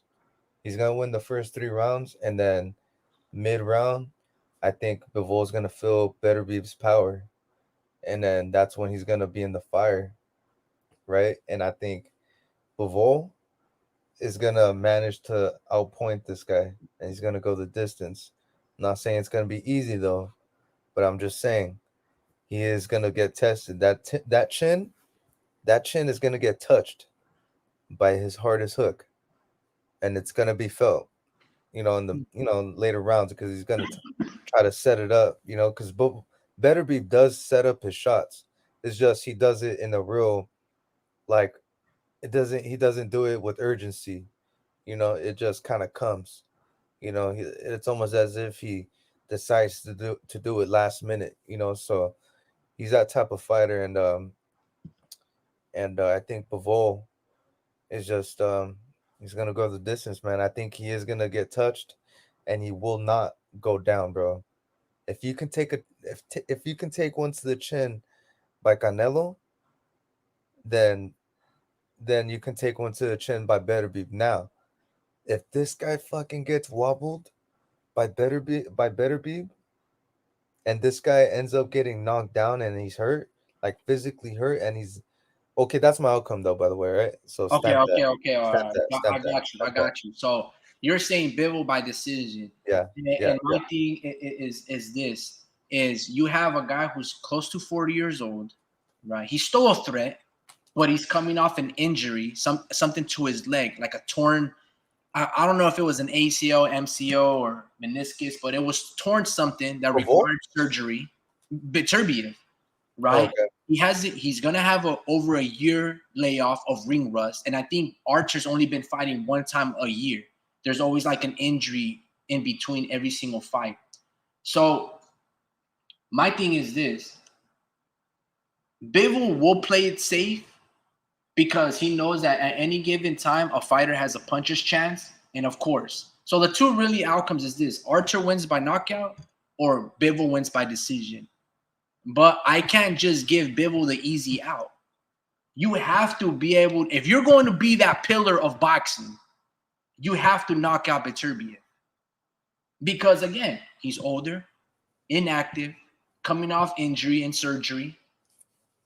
He You have doesn't have to all knock the him out. leverage. Bivol just fought like in May and tuned up in like in the undercard of a Turkey on the sheet card. I think it was whenever Tyson Fury fought Usyk, that's when Bivol had a fight, and it actually was by stoppage. He Right? does not have to knock him out, bro. How The Bivol expectation. Bivol does not have to knock him out because who the hell has even gone the distance with Bivol? Nobody, bro. No, you mean Beterbiev. Yeah, but That's this is what Beterbiev. I'm My trying to bad, my say. bad. But Right. yeah, This is what I'm but trying yeah, to say. But but the context. Beterbiev back then is not who we have now. You see what I'm saying? To your but, point, yeah, but power Beterbiev doesn't has age. 100% knockout ratio. I'm sure Bivol is wary of that nature. So he'll probably play it safe. He doesn't want to lose. But the expectation, and this whole preface of this whole video is these Eastern Europeans get away with doing the bare minimum if we exclude Lomachenko and Usyk. Going back to Triple G, he was going to be the punching bag for us. We revere all of these guys for doing relatively nothing. Same thing with Bivol, right? Bivol can't just outbox Canelo and you're in shock, like, oh, he boxed the smaller man. Same thing with the situation with Beterbiev. He's older, coming off surgery, inactivity, once a year. You're supposed to knock the block off this dude under that context. Now, if Beterbiev is fighting 3 times a year, he's 31 years old, 28 years old, and his prime, yeah, then I'm gonna be like, yeah, like Bivol, yeah, you have to play it safe, outbox him, hug anytime that you got that you for the pressure. That's way like removed from where we're at in the situation. You get what I'm saying? So like, yeah, I hear what you're saying. You're like, nah, dude, Bivol, but I just can't give Bivol the easy out. Like, oh, you're just supposed to outbox this dude. You know what I mean? Like, for example, when Guillermo Rigondeaux, he moved up 2-3 weight classes to fight Lomachenko, and Lomachenko schooled him. I don't know about you, but I wasn't impressed by that fight. I'm like, What fight? congratulations, Loma. You outschooled a 115 pounder when you're at 126 or 130. Am I supposed to be impressed by that? Lomachenko versus Guillermo Rigondeaux, one of the most boringest fights between 4 gold medalists. Well, 2 gold medal, 2 human beings that have like 4 or 5 gold medals between the two. It was boring. You get what I'm saying? Like, oh, dude, knock on his head. Congratulations, Loma. You can outschool the much smaller man. But can you knock him the fuck out? If you're that much superior than him, then knock him out. He didn't do that. So I'm just gonna be like, so you just won off merit because you're just bigger than him. Your skills aren't that superior to him, because if they were, you would be able to dehumanize him, strip him apart of his whole culture and identity, rearrange his guts, no Diddy, and just disfigure his whole face. Bro, both of those dudes came out unscathed. The only excitement was when I think Rigondeaux or Lomachenko hit each other after the bell. That fight was boring. None of us go rewatch that fight. We're not like, oh my God, Lomachenko was so amazing. No, dude. It was the boringest, wackiest fight of all time between, two fighters that had, I don't know, you tally up all of the victories that they had in the amateurs with their 4 gold medals and so many Panamanian tournaments won and Golden Gloves, all of these things. They probably had close to like 600 total victories to like 15 losses. I think Bro, Guillermo lost like, I don't know, 11 times. He had like 350 wins, and Lomachenko had like 399 wins to 1 loss. You know what I mean? why? Hey, sorry to change up the subject really quick though, really quick. Uh, why, why were you chasing Shakur so much, bro? Because look at this subject. Look at the title on this video that you're playing. What's his? Oh, so Go. obviously Ruby is my guy, dude. So like I've always, even to this day, I've been wanting to watch Ruben Villa versus Shakur Stevenson. Like Yeah, just in a professional setting. Like I want to watch Roby C. Ramirez versus Shakur Stevenson till this day. Because why not? These guys are amateur rivals. They fought each other probably 4 to 6 times, Ruben Villa versus Shakur. I want to see if these guys can get their leg back on a professional setting. Now, obviously, Shakur is a big fighter. He's a champion in 3 multiple. So I'm sure that he'll probably piece apart Ruben, but I would love to see it. So when these guys were still coming up at this time when I was making these titles, Shakur had a big top rank signing and sponsored by Powerade. But Ruben Villa was also a 126 pounder, but he got signed by Thompson and Sampson Promotion and fighting on Facebook or YouTube Lives. But I still wanted to see it. So when I was making these videos, Ruben was winning, Shakur was winning, and I was like, Ruben is chasing. I was just trying to build up hype and momentum for my boy Ruben. You know what I mean? that's funny. Yeah, man. Anyways, go ahead. That's the reason why those titles have that that information. That's Yeah, he was funny. definitely chasing him, bro. I was like, dang, dude, like another video of Ruben, but Shakur's name on it. Yeah, dude. But what were you saying before this? Before I Honestly, brother, maybe I lost my train of thought, but it was talking about Lomachenko and Riggin down. that's right. Yeah, yeah, yeah. But Yeah, that fight was boring. That fight was extremely boring, bro. And yeah, that was a disappointment. I mean, hold they on, just bro. wanted Listen, listen. Hold on. Speed is calling. Hold on. Yo, Speed, where you at, bro? I sent you the link. Oh yeah, but remember my phone don't work. Okay, you guys hear that, folks? And you're on Yeah, speaker, by the way. we They hear said that. We hear that. phone don't work. They're missing. They're asking for you, bro. They're like, where the fuck is War Speed? Where's the Mad Mexican? they're like, where's it at? Well, you can just tell them that my phone is broken. No, man, hey, this is Warp Speed. Thank you very much for me, Ricky. Thank you, Dream123, for allowing me to participate in this your live session. You guys are like Batman and Robin. You guys mesh well like peanut butter and jelly. Since I haven't had a phone, I've just been listening to the radio. So my phone broke. You know, I went to like probably one of the most beautiful spots in the world called Big Sur in California. If these guys are able to hear me right. Anyways, my phone broke. It fell into these big old rocks and boom. It sustained a lot of damage that I haven't been able to go live. I've started to acclimate myself to a life of about 7 or 8 days, or I don't know, maybe a little longer than that, of no phone access, only a sliver of the upper part of the screen, which is about maybe a quarter of the whole screen of the phone. And the phone is pretty small, like maybe an 8-inch, I'm not too sure, right? But anyways, I only have that little sliver. So any apps or information that I could get from that, that's all I can use my phone for, right? So I can check the time, because, you know, the time is way at the top of everything. And then I can check, like certain messages. So, like, for example, I know that there's YouTube messages that come up here and there, but I can't really access YouTube because it's concealed in a black screen that has covered up all of the apps.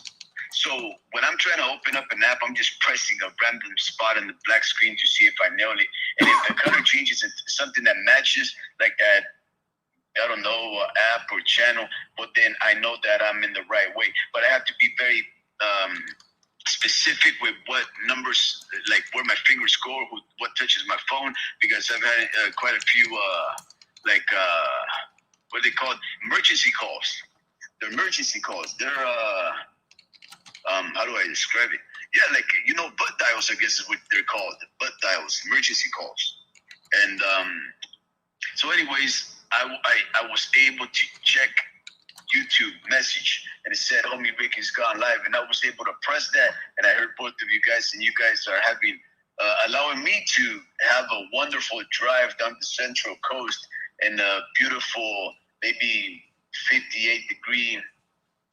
Okay. Stop showing off, man. Yeah, we know you're enjoying life and all this. It's been fun because you guys are talking about some good stuff. Now, here's the thing, when it comes to me, right? Let me see if I can give you the closest thing to a prediction for me. So, first off, I never predict nothing, right?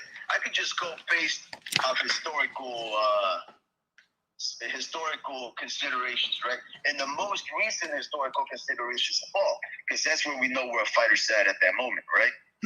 So we have Artur Beterbiev, who, guys, he's 40 years old. When you guys say, like, I think, homie, we can title this, like, Bivol Aged out Beterbiev. The fact of the matter, homie, Ricky, it's worse than that.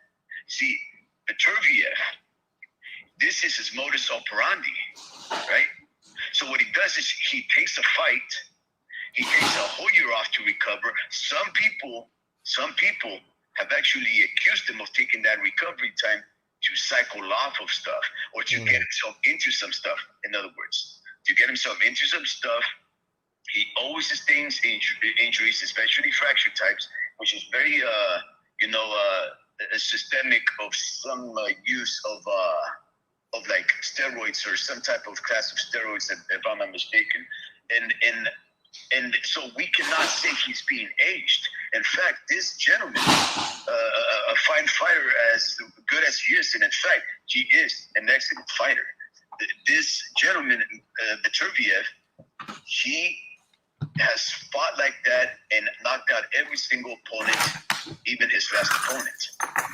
So this is not new. This is, in fact, and I would even wager to say that if you messed up the cycle of violence that this gentleman involves himself in, especially the timeliness of it all, then he would be subject to loss. I don't have no question of that. If Beterbiev became more of an active fighter, guys, that's not the Beterbiev we're fighting. Bivol is fighting this in a week or two. It's just not going to be that guy, right? Because there's going to be too much wear and tear and less recovery time for serious injuries, right? So this guy is really like no underdog. In fact, he's beaten more names. It became a champion as an active champion, fighting the champion for his belts. And not only that, though, the other interesting angle to it all is that Beterbiev always fucking gets dropped. I'm sorry about the F word, guys, but he drops all the time. If I'm not mistaken, for sure he's dropped 4 times. I've seen him at least 2. I believe there's other fights where he also sustained like a knockdown against him. So who's the best technical fighter out there who could land that kind of punch with the timing and the speed and the punch creativity and the application of defense at the same time? That would be Beterbiev. Now, the only thing about Beterbiev, of course, is that he never really plants his feet. He's always, shuffling his feet, always repositioning himself. He has to have that in order for him to have that step and skip and back type of defense, right? So this is a very interesting fight, guys. You have not talked about Beterbiev's proclivity to getting dropped, sometimes by unknown names, guys. And also his fact that he's 40. Yes, he's about to be 40. If I'm not mistaken, I believe it's in Aquarius, so he's gonna be 40 in January. But anyways, this guy is the guy who who will likely, guys, I'm sorry to say it, he might actually get stopped. So yeah. We didn't talk about that. He's been dropped a few times. I think the fighter that dropped him twice, I want to say, was Callum Johnson. He was pulling some upsets. Got, Archer. I'm not gonna say that he's chinny, but I'm just saying that he doesn't have the best of beards. But the dude has determination. And again, if we were speaking of an active Arturo, this dude is the type of fighter in the amateurs that possess the power to hurt and drop Usyk with a body shot when they fought back then, when they were more or less young men or kids. And the teens. I'm not too sure when they fought or how old they were, but Archer had the power since then to drop Usyk. So imagine what he could have done if he was in his prime. Now you'd be like, nah, bro, Rick, you're tripping, bro. This dude is in his prime. He's undefeated, 19-0 with 19 KO. He's in his prime. I guess, you could make that argument. I mean, who am I to argue? Fights. You know what I'm saying? 18 fights? Yeah, I mean, but again, like, he might be, I mean, 20. I don't know. Like, I guess you can still be in your prime at close to 40 if you've never taken a loss. You're not going to be at your best, but I mean, we're just trying to define what prime means here. Is it youth? Is it experience? Is it where you at relatively to your career? Who knows, man? But let me read a couple of these comments real quick. The Mexican hops in with a grand entrance of $2, and he goes, "Que óvole, mi gente? Que óvole, brother? Hopefully everything's going well." He goes, "I've been good, just been working. I may not love work, but I'm grateful that the Lord gave me another day." Hey, that's how you gotta say it. Whenever someone sends us $10, you gotta be like, the Mexican G with $2. Like that. With the big grand entrance. I Yeah. said. Okay. The Mexican G goes, I read that one, and he goes, "I didn't know that Pacheco was fighting this weekend, but hopefully he can get a highlight KO. His last fight was kind of boring." So yeah, man. Who said that? Mexican G? The Mexican G, correct? Yes, sir. Oh, okay. Who's on the live? Because okay, Mexican. Good even for you. Yes, I agree with you wholeheartedly, my friend. Nobody likes to work. Well, some people like to work. Let me take that back. But if you're one of those people that doesn't like the work because maybe you've outgrown it, or you need a little more I don't know, maybe advancement in your career, maybe expectations, not so much it's the money, but something more rewarding spiritually, personally for you, and maybe that's what you're looking for. Maybe it's the opposite. Maybe you're doing something you love, but you can't actually make the greatest of money with it. So for whatever type of distribution or whatever that makes it so that you can say, "No, I don't like the work, but I love the opportunity to be grateful for it." Well, I would just say yes. That's the type of sacrifice that true, honest men have undertaken for all of civilization, right? Like, we've been the type to fight saber-toothed tigers when nobody wanted to. Or Relax there, Wolverine. Well, it's true though. But yeah, no, I agree with you. And because of that opportunity, I would like to bring up the fact, of course, everybody here in the grand old US of A, if you guys are laborers, hard workers, people that wake up when your bones are hurting, people have children that are ungrateful, wives that are cheatful, you take punches all day for a living. Maybe you just go and toil in the hot sun, building other people's homes so that other people can get rich. Whatever it is, you have it in you to be a man, to get yourself up. It's a famous philosopher once said, "Pick yourself up by the bootstraps." And like Steely Dan's song said, do it again, right? You do it again. You go through that Sisyphus cycle of rolling the rock uphill, and then watching it roll to the other side, and you got to go and bring her up again. Because your punishment is you have to figure out a way to put up that circular boulder on that peak of that mount, right? So for every single laborer out there, I wish you a wonderful Labor Day weekend. Thank you for keeping your countries and our country here in the Grand Old US of A. Thank you for doing that for our grand nation. If you're in Africa, Yugoslavia, Ukraine, wherever it is, thank you for doing what you're doing as a man, for your people, for your country, for the good of humanity. Right on, man. Yeah, that was a epic sermon, bro, for sure. It's a little motivation right there. Yeah, no, man. Anytime that we get to work, you know, that's what we got to do. You know what I mean? We got to do to make ends meet.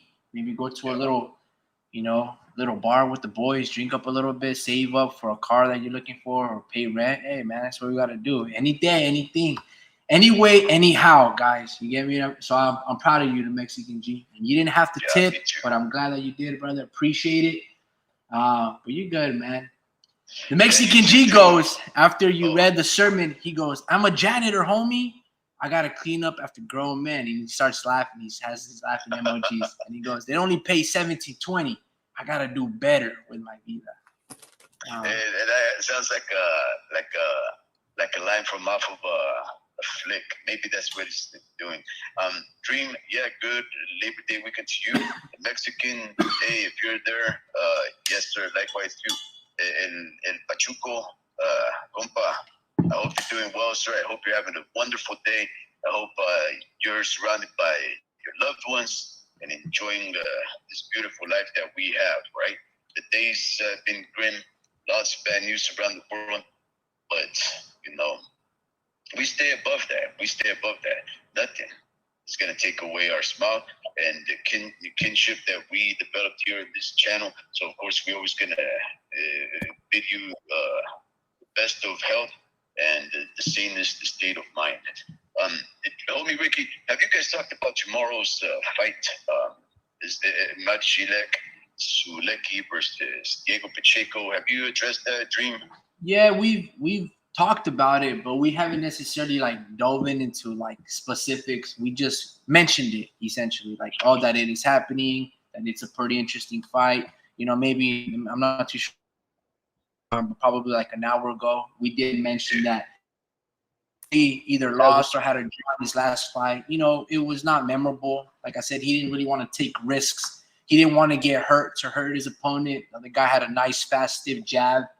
And then Diego didn't want to, calculate. Again, I said that he might have not had the proper strategy or the tactic to break it apart. That was a night that, David Benavides was enjoying the beverages of liquor and the, Greg Maddox or whoever, they put the spotlight on him. It's like, hey, what do you think that he needs to do or whatever? So he was all drunk and shit. But I mean, so yeah, the Mexican G was, he was, he didn't know that he was. So we just basically talked about the fight that it was occurring tomorrow. We haven't really dove into this.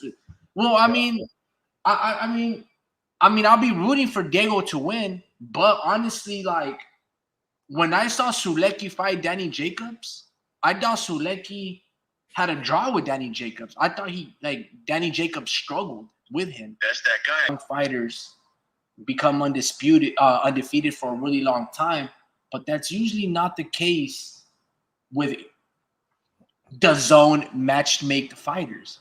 The zone fighters always get shocked. So at this point, I'm ready to start selling scante. Says the Mexican G. Pacheco is gonna handle business. He's a Mexican. It's all we do. We handle business. Sheesh. And he puts the stunner shades on and followed by 2 Mexican flags. Yeah, man, it should be really interesting. I'm excited for it. So basically, a little recap. I think it was El Pachuco that asked us to go live during one of the fights. We did go live, and my young puppy, a little miniature poodle that our a relative from Texas was able to give bar when you're updating a new software. It would come to a halt at the halfway mark, and that's it. And then you can hear the fan turn on in the computer, and it was overheating. So anyway, I took it to a cell phone. It's called CRP, cell phone repair. I don't know, something. And they heated up the GPU, and now I can get back to the screen. I can share some images with you guys. But the guy said it's only a temporary fix. He doesn't know when it'll go out again, but he goes, man, you should go to like an Apple. It still has CD slots where you can put CDs or DVDs. So that's how old this computer is, but it's really good, and I appreciate it. It was like the first big gift that my parents bought me. And that might be helpful to have a CD player. Cause anyway, guys, so hey, Ricky, so who else has been on the live so I can greet them? the Mexican Chi El Pachuco has been on the live. Saludos to Boxing Magic _ Mex side. He goes, Viva Canelo. I forgot to read his comment. He'd been on for a message. Our homie Vince Vargas from San Jose, he's on as well, and then Drew. So those are the ones that have been on the comments, Yeah, but, Mr. Vargas good, even on you too, sir. Absolutely. But look, guys, football season's coming around. Hopefully, boxing comes. We got Canelo versus Edgar Berlanga. There's a lot of fights in the horizon. I'm honestly excited for all of them. Hopefully, Edgar is able to. Sure. So hopefully, things handle, but it's been really good. I'm gonna try to interview some boxers from my local town of Salinas. I'm gonna try to hit them up. I was meeting with a few of them, but it just comes down to a kind of like poke their brain. You know what I mean? Because like imagine this: you're having to sit down with David Benavides or Canelo Alvarez. You want to talk about boxing, but let's talk about let's watch film and study film and just be like, what made you opening? Did Eddie Reynoso tell you there was that? Did you just fucking throw a punch? Robert has a junior, and I think he's 2-0, and he's going to be fighting in Texas to make it 3-0. I don't know if it's Corpus Christi. I got to check the IG, but nevertheless, I was actually gonna say that, homie. I was gonna say that we should try and get a hold of Mr. Ruben Guerrero, because it's not gonna be that hard for us to get a hold of him. In fact, there's this fighter, a young fighter that's barely made his professional debut. Must have been about 3 weeks ago. Never did. But anyways, this young fighter, he's of Native American and Boricua descent, and that mixed folk, and he grew up in pasture. But this kid is not. He's not a church. He's not a Bible thumper, I guess is what I'm trying to say. This kid can rock, and he has bad intentions, but he's very respectful, and he comports himself outside of the ring, like a most lovable, affable individual. But inside of the ring, guys, it is Jamar Collins, JAMAA, to have a combo with you, and we could get him on. I'm sure of that. Yeah, man. So I just got to reach out to a couple of people and see if they're interested. Just like anything, man, some of these guys are still active fighters or trying to make comebacks, or just a little bit of inactivity, when it comes down to Justin the Stallion. I don't think he's fought in a while. My boy Luis Chavez, he's got live kids. He's 4-0, but just life happens and you have to just pay the bills some other way. But it'd be nice just to have some film study sessions and just kind of see how they go about interpreting fights. I've always been curious. Most of the time, trainers are the ones that are studying the films. But I wonder if the boxers themselves study films. You always hear, for the majority of the time in interviews, fighters will be like, nah, I don't watch my opponent's fights. I don't watch no film. I just leave it up to the coach, and I trust my coach, right? But in everywhere else, like if we're talking about American football here, the coaches have game plans. They break down film, and then through the tablets, they show their quarterback or the wide receiver, hey, this dude's doing cover 3. He's jamming you up on the line. They're disguising this blitz, and there's constant changes, and they have to do film study.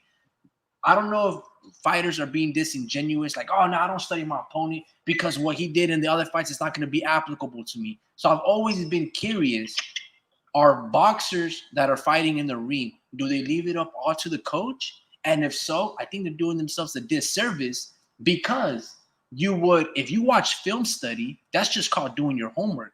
You're just covering your bases. That's due diligence. You're getting intellect. You notice that this guy likes to feint, and then he steps back and throws a backhand jab, and he comes back with a cross. You don't need a trainer to teach you that because you guys have to work in cohesion with one another. I'm going to break down the segments, what he does extremely well, what he does really bad, show this to my boxer. We're going to bounce off each other's ideas so we can implement the best tactical game plan. That's what I want to talk to Justin and all of these guys, right? But I just kind of want to poke and be very intricate, right? With the little details, the devil in the details, and I want to talk to him about game plans and things of that nature. It would be long, it would be like an analysis video, an interview, but I think it would be really cool.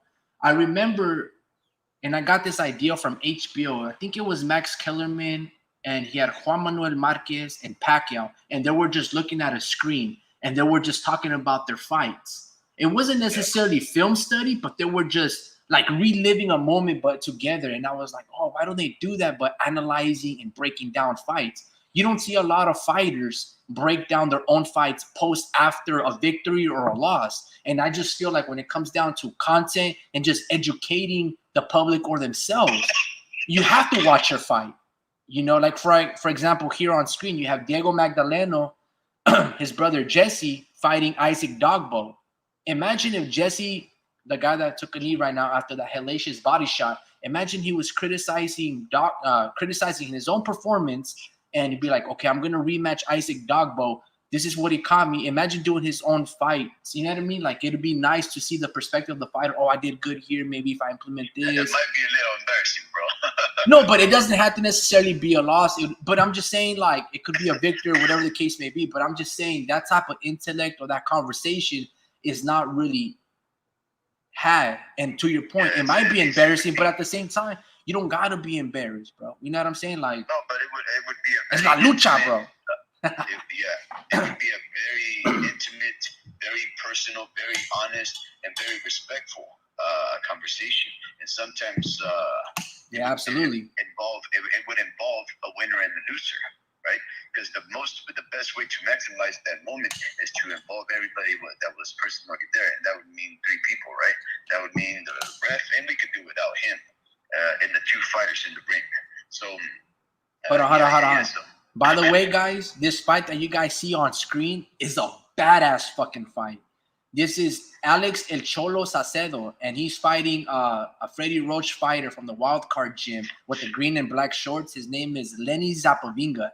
This fight was brutal. As you guys can see from the highlights that I was able to juxtapose. Anyway, if Top Rank has it on their site or the YouTube page or somebody has it, this is just the highlights. But watch it. This fight is...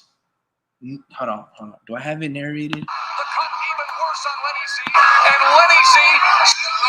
Right? So look for a jab.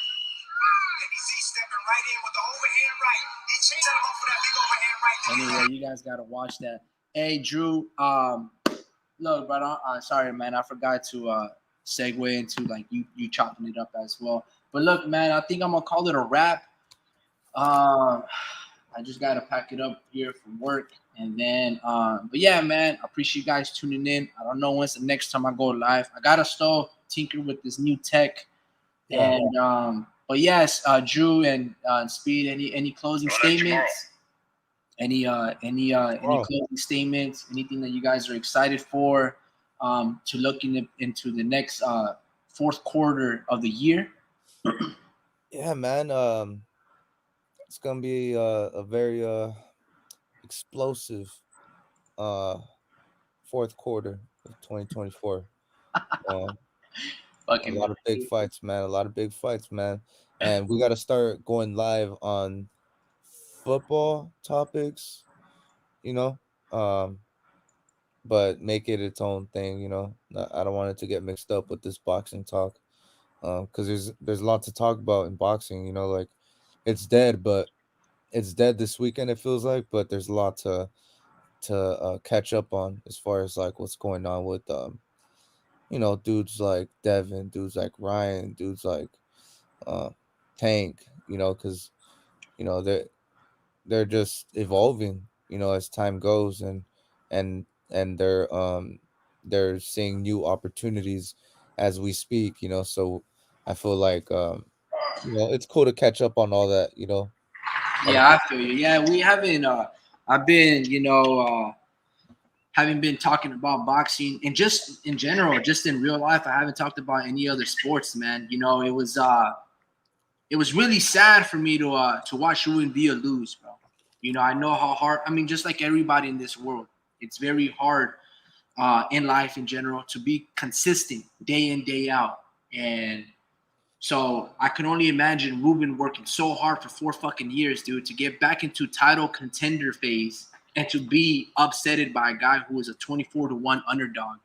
And in the manner in which he lost, and knowing that, the fight with Espinoza or Venado Lopez or, Nick Ball, it just closed down. If it took him 4 years, bro, is it going to take another 4 years to get back into it, that contender title phase? Man, it's so difficult. And that after that fight, the Virgil fight, and then the Crawford performances, all of these amazing fights that occurred, all of them were all entertaining. I just needed to just really just soak it in and enjoy it and not really watch anything else, not listen to interviews. I just completely stayed away from all talking sports. And I was just, just on the grind, bro. Like El Pachuco says, or the Mexican G, just working, and fucking working out, bro. You know what I'm saying? So it's been really good. But look, guys, on that note, happy Friday. Speed, thank you for hopping on. Drew, like always, Vince, the Mexican G, El Pachuco, all of you guys, man. Always appreciate you guys adding commentary to the lives, man. It's really good. I love chopping it up with you guys. Any single time that you guys, or if there's one day that you guys like, hey, let me hop on the panel or whatever the case may be, just let me know. I think it's pretty much simple. You guys just have to send me like an email, and I can do this thing right here down below where it says invite. And then you guys can just be on the panel. We can just chop it up, anything that's hot. Or if you guys just want to comment, go ahead. It's no big deal. But look, guys, on that note, happy Friday, and I'll see you guys on the next one. Peace. Peace, peace. Saca la bolsita.